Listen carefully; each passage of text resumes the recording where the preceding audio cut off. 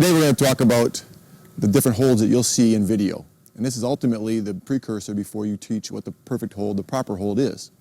If you look down here, we have this young man, Jake here. He has a traditional, almost a QB tuck, an element of, I'm not thinking what I'm doing. The ball is going from here to tuck to the ball. You see how his thumb is over wrapping the tip? This gives a great exposure to this surface of the ball. And then also from that element, creates a gap in here, and then as he's running with that element, he'll expose the back as all.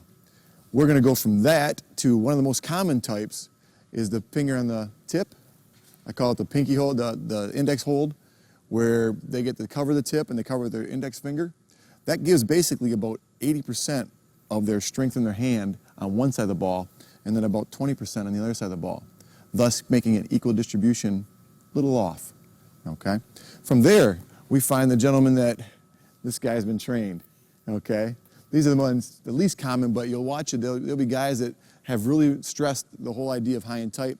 He will split his fingers and create almost a 50-50 distribution, where the hand is nice and wide, he's covering the most surface area, and he has the least amount of ball exposed. And this is our quarterback, our athletes. These guys carry the ball more than anybody, touch the ball more than anybody, and spend the least amount of time on how to tuck and run. That's just the nature of what it is. As you're watching them in film, last year, we had the most fumbles come from our quarterback position.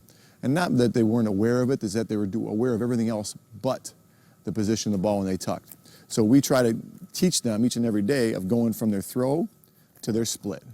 And it's a lot easier from going from your throwing hand to your non-throwing hand because you actually are resetting the ball. But when you're going from throwing from up here to tucked, it takes more time and attention to ensure that they have that transition.